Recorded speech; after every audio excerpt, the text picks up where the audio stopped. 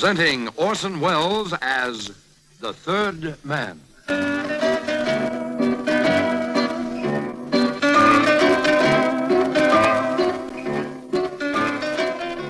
Lives of Harry Lime.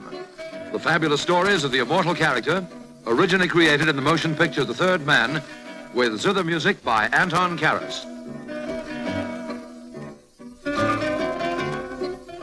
One late afternoon a couple of years ago, a plane was sighted about 70 miles out of the Orly airport in Paris. It was a private plane of medium size, and nobody was in it. Nobody at all. The plane, keeping its course steadily toward Paris, was flying itself. Why was it empty? Who had been flying it? And why and in what circumstances had they left it? Well, thereby hangs the tale.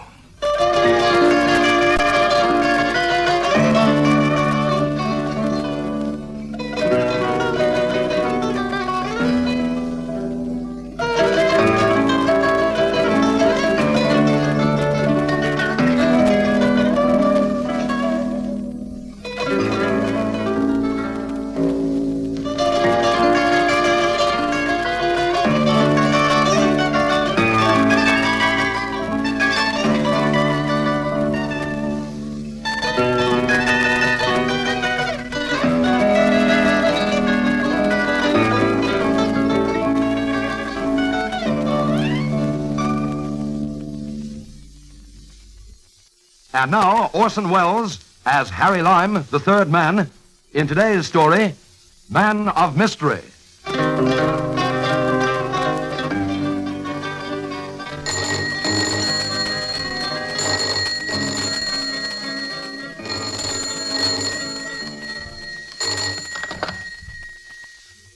Monsieur Gregory Arcadine, calling Monsieur Harry Lime. Yes, Harry Lime speaking. One moment, please. Hello? Hello, this is Gregory Arcadian. Yes? I am at the Hotel de Cap in Antibes. Come and see me tonight. I have a job. Well, I'm in Vienna. Well, there isn't a plane out of here until Saturday. I am sending you mine. Your what? My private plane. This is Arcadian speaking. Oh? Gregory Arcadian. You know who that is? Yes, I think so. You think you know who is Gregory Arcadian? My friend, that is wonderful answer. More wonderful than you guess. I see you soon, Mr. Lime, yes? After dinner tonight. Hello? Hello? Oh, yeah.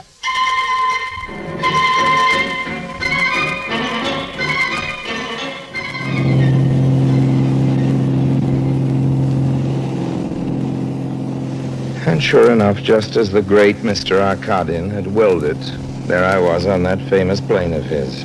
And promptly after dinner, there I was at the Hotel de Cap, which is in Antibes, which is in the south of France.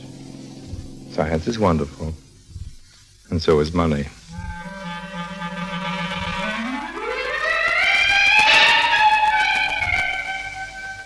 You're waiting to see my father? Was your father Gregory Arcadian? Yes. Well, that's who I'm waiting for. Mr. Lime, I am completely in my father's confidence. We are extremely close. He tells me everything, but he hasn't said a word about you. What is your business? Oh, I dabble, Miss Arcadian. I dabble in a variety of sordid things. I see. If you sit down, I'll tell my father you're waiting. I sat down like a good little boy on the edge of the chair. I lit a cigarette and crossed my legs and tried not to look impressed about the fact that I was going to meet Gregory Arcadian. But it wasn't any use. I wasn't even fooling myself. Here he is, Father. Go in and amuse our guest, Raina. You are Mr. Lime, aren't you? Yes, that's right. I've heard many things about you, Mr. Lime. Well, I've heard many things about you, Mr. Arcadian. What exactly have you heard about me? Go on, I have my reasons for asking. Well, everybody knows you're one of the richest men in Europe, Mr. Arkadin. You're supposed to have big interests all the way from Denmark to the Belgian Congo, but you... Well, for one thing, you've never been photographed. I do not like to be photographed, Mr. Lime. Well, that's okay with me, Mr. Arkadin. I think you are starting to make fun of me. No, I'm waiting for you to start making some sense, Mr. Arkadin. You are a crook, Mr. Lime, but Well, now- I see you are a tough crook, not a little sneak thief.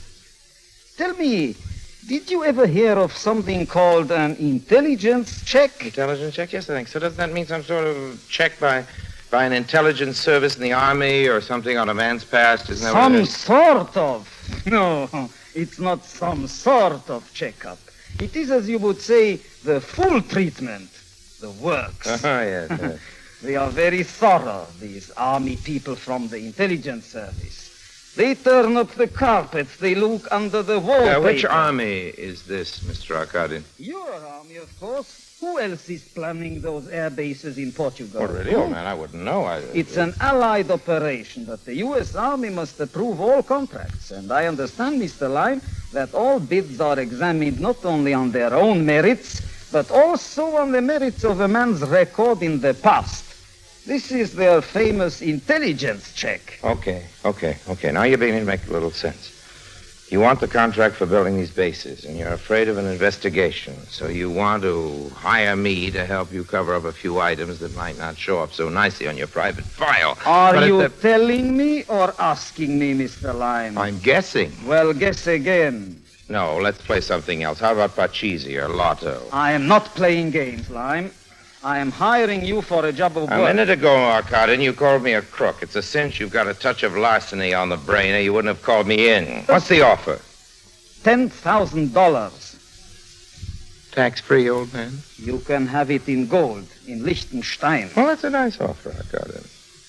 I'll have to know who it is you want killed before I give you my final reply. You are to kill nobody. You are to cover up nothing. You That's are good. to perform no illegal acts whatever.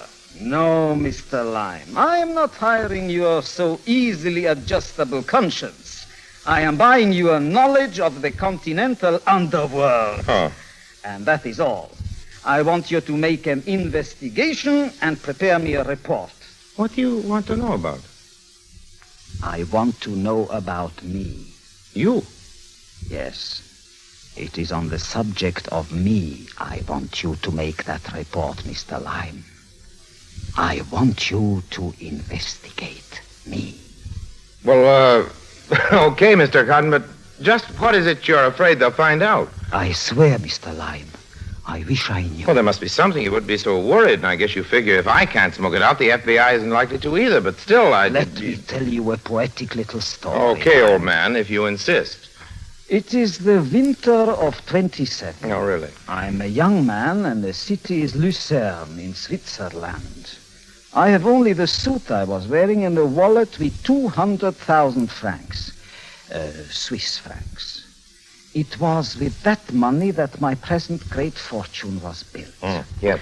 Well, The stages, Mr. Lime, the stages by which I erected myself into the position of one of the richest men in the world may be traced. They call me a man of mystery in the newspapers, but really all of that story can be pieced together and checked. Yes, I'm sure, but... Mr. Lime, what happened before the winter of 27? Well, that's for you to say, huh? Where did I come from in my one suit? Who was my family? That's my real secret, Mr. Lime. I don't know who I am.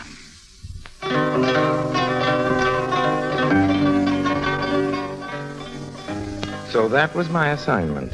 Tell Mr. Arkadin who he was. Yes, old Doc Harry Lyme was supposed to cure a slight case of amnesia, which had only been pestering the patient for the last 20 years.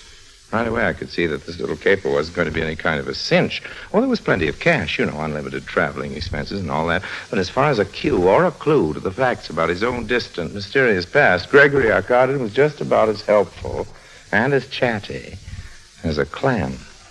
Now, look, Mr. Arkadin. Arkadin. Okay, Arkadin. Pronounce your name any way you want to, but... Hey, wait a minute. How do you know it's Arkadin? I know my own name. Who says so? I say so. And who are you? That's what I am paying you to find out, Mr. Lime. Exactly. So what makes you so sure about your name? Maybe it's really the name of a town or a candy bar you happen to be eating. And maybe it's the name of the man you murdered. You think that's how I got the money, Mr. Lime? By committing a murder? Mr. Arkadin, I don't know how you began, but I know the best way to begin finding out. How's that? Isn't it obvious, old man? By assuming the worst.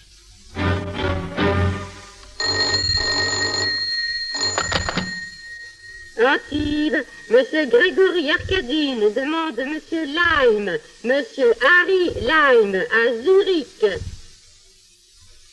Mr. Lime? Yes? Well, Mr. Lime, what have you found out? Hello, Arkadin. How did you find out I was in Zurich? I have an office in Zurich. Well? Well, what? You heard me. What have you found out? Who was I? Where did I come from? What, You came from Warsaw. What's Warsaw. that? Well, I said you came from Warsaw. That's in 27. I'm not sure where you came from originally, but your tailor thinks that... what? Your tailor, the one who made your clothes when you first came to Zurich. He's dead. The one who owned the shop, not the cutter. You probably never noticed him, but he remembers you. And what's more, he remembers the label in the first coat you were wearing. What label? What did it say? Yeah, well, he doesn't know. All he remembers is that the coat was made in Warsaw. That the coat isn't much? was made... No, it's not much, but it's something. Well, what are you going to do now? You can't get a visa for Poland? No, but an awful lot of Poles left home since 27. You mean refugees? Oh, that's right. But they went everywhere, all over the place. That's right. Well, where are you going now? Well, I'm going to look up a few Poles. But where?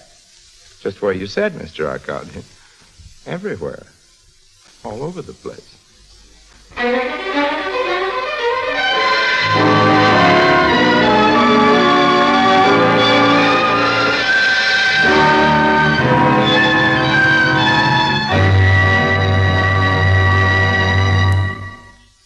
Harry Lime returns in just a moment.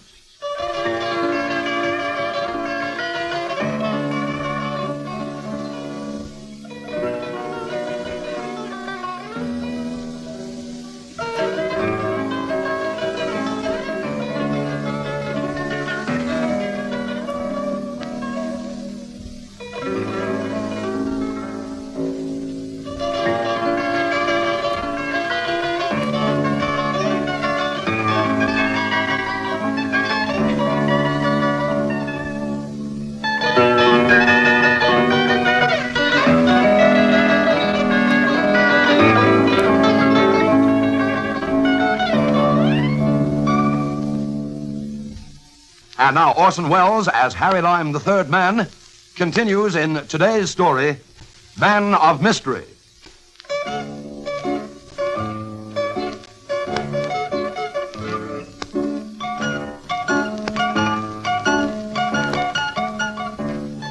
And now here I am in Paris, in Maxine's. Now, I'll spare you all the sordid details. What matters now is that my dinner companion is a vendeuse at a couturier's, which means her profession is helping Jacques sell all those dresses of his. She is Polish, this dinner companion of mine, a refugee. And this is partly because I am closing in on that section of the population, and she is also a very classy dish indeed, that section I'm closing in on. The name is Baroness Nagel, and by this time we're leaning across the empty coffee cups, making eyes at each other. I'm enjoying myself, you know. I didn't think I would. Go ahead. Enjoy yourself all you want to. I'm on an expense account. Do you mind if I ask you a rather personal question, No, Baroness? I don't think so. I'd like you to tell me something about the criminal underworld of Warsaw. For a couple of years, Mr. Lime, and only because my family needed the money very much. Yes, I I was know that attached is, to the Warsaw police. The police? I think I was helpful. Imagine. But the truth is, I was only used on one case as a sort of wooden duck. How you call it, a decoy. There were several of us, all working to break up the gang of a certain criminal called Sophie. Sophie, It was all frightfully sordid. yes, One I can isn't imagine. a prude, but still one was glad actually to be useful in breaking it up. It was a pity the leader was never caught. So the leader, Sophie, never got away. What was her full name, Sophie? Does it really matter? Well, it might, yes, quite a lot. She's been married since. Well, do you know the man's name? I will look it up for you. Apparently she's very respectable now and has nothing to fear. Well, I thought they were very strict about people with criminal records in Argentina. Yes, not Argentina. No? And, not Brazil, Mr. Lime. No? And do not imagine you can trap me so easily. You know what? I'll bet you a couple of $100 I can trap you, Baroness. Let's make it 500. That's more sporting. 500, well, 300. That's sporting enough. I'll write the address of this lady, Sophie, on the back of this menu. And you write your version of it on yours. Okay. Well, I've written my guess. Smith. I don't suppose it's right. Let's see how I did. Smith. Well, show me what you wrote. I would like to see, first of all, the stakes. All right. 1, 2, 200, 3. And now let's see what you wrote, Thanks. Senora Carlo Martini, 77th Avenida Libertad, Havana, Cuba.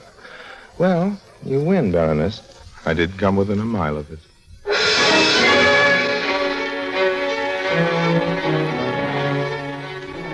The next day, I was on my way to Cuba. And a little time after that, I was in my room in the hotel in Havana. It was after midnight. Yes? Just a minute. Hold on. Mr. Recording calling. Okay. Hello? How are you coming, Oh, Lime? fine. I couldn't be better, Mr. Arkadin. Got the goods on you. What? Well, the dirt, all of it. That's what you wanted, wasn't it? How you mean dirt? Well, I know all about before 27. What? Before 1927. I know what you were up to in Warsaw. In Warsaw? Can you prove it? Sure. What's your room number? Maybe you didn't understand. I'm in Havana. So am I. I said Havana. I heard you. What's your number? 208. I'll be right down.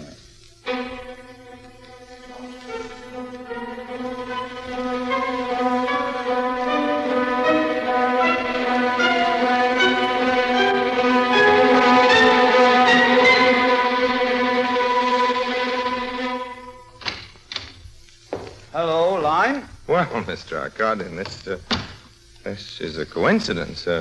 What are you doing in Havana, Mr. Arkadin? I had some business to attend to. What's your news? I was just writing out a full report, but if you like, I can boil it down to the essentials. Boil it down.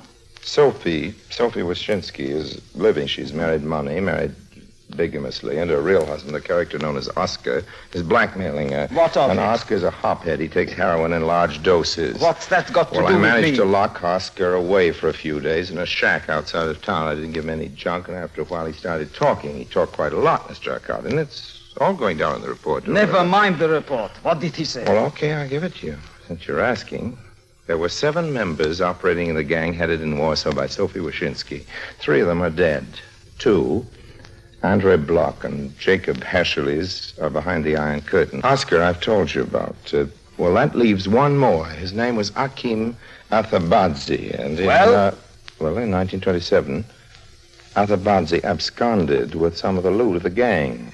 The gang never found him, but I have another source, and I'll tell you about that later. But I've managed to trace Mr. Athabadze to Zurich, where he changed his name. Does that mean anything to you? Why should it? Well, supposing I should tell you that the name he took was Arkadin. Gregory Arkadin. You'd have to prove it. I can. You're positive? Positive. You spoke of sources. Who are they? Well, it's very involved, Mr. Arkadin. I'm tired. I'd rather put the whole thing down in an orderly way in my report. And when will that be? Well, I'm leaving Cuba tomorrow, and then I'll have all the facts assembled in Paris, and I'll put it down by the end of the week and give it to you. I see. I hope you're mistaken, Mr. Lime. It would be a terrible thing if what you tell me is true. I'm not mistaken. Well, whatever happens, say nothing of this to my daughter. Absolutely nothing. Do I have your word on that? Of course. I wonder if you could possibly guess what an awful thing it is. To have only a conscience. A conscience. And no memory at all.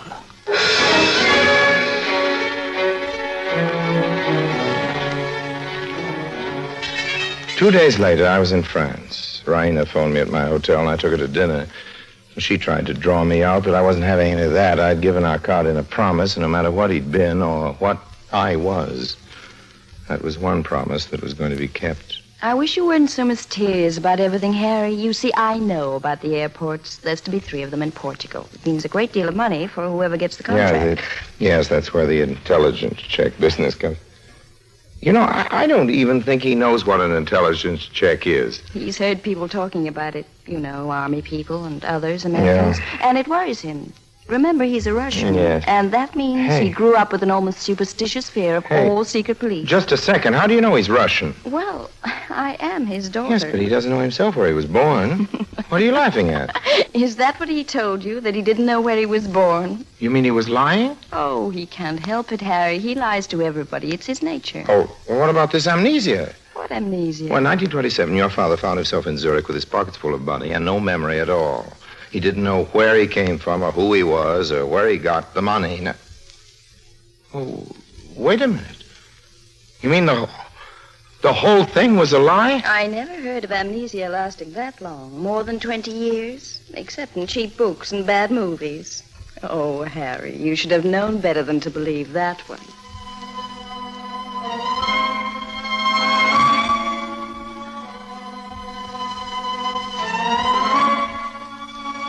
So he'd been lying. Lying all the time. He knew his past, as well as I knew my own. Well, just as I was absorbing that, the news came from Cuba. A friend in Havana sent it to me, a clipping from one of the newspapers, said he thought I'd be interested. Well, I was.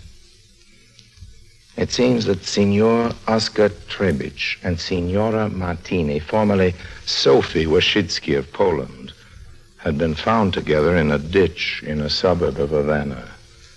Both were dead. They had been strangled.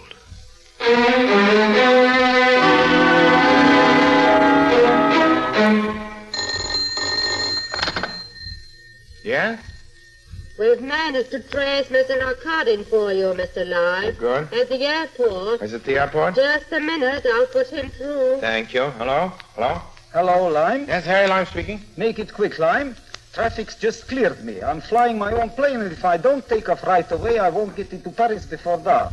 What do you want? Well, they found Sophie and Oscar. What's that? Oscar, Mr. Arkadin. Oscar and Sophie. You remember Sophie? She used to be your girlfriend back in Warsaw when you were working for her as a white slaver and dope smuggler. Oscar was her husband. They were found dead in a ditch, Mr. Arkadin. In a ditch near Havana. They'd been strangled. What about it? Well, I know why you did it. You... Lime, listen to me. I'm paying you money. Big money. I'll even raise the sum. I'll see you in Paris. No, I'd rather not see you, Mr. Arkadin. I'd rather not be strangled and left in a ditch. Well, then, what do you propose? Well, I propose to tell your story, Mr. Arkadin. The whole story.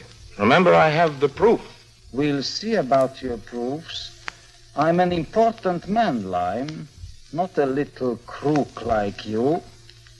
Nobody'll believe you. Well, I'm sorry, Mr. Arkadin. I'm really very sorry.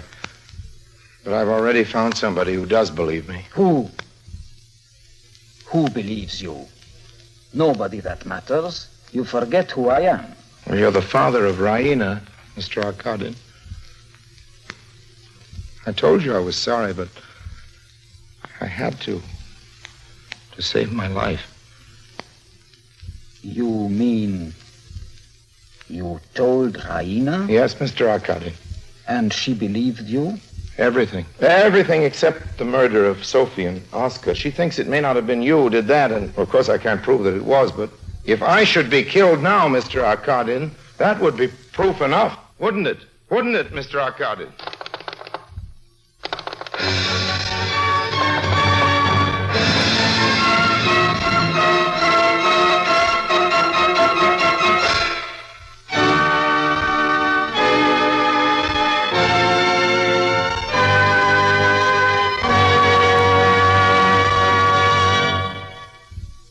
Harry Lime returns in just a moment.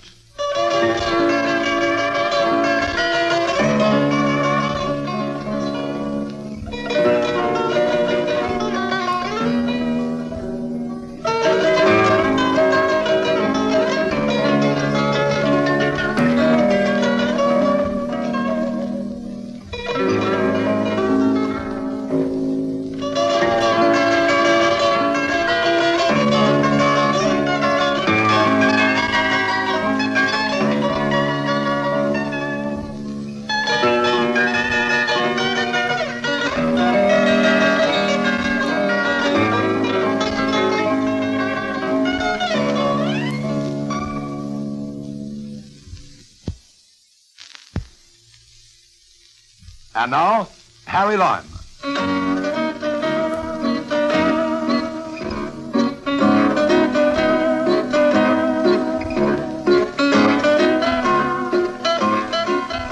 So, that's how the plane happened to be empty. Arkadian must have set the controls before he jumped out. But why? Why did he jump instead of crashing? I think because he wanted Raina to know it wasn't accidental.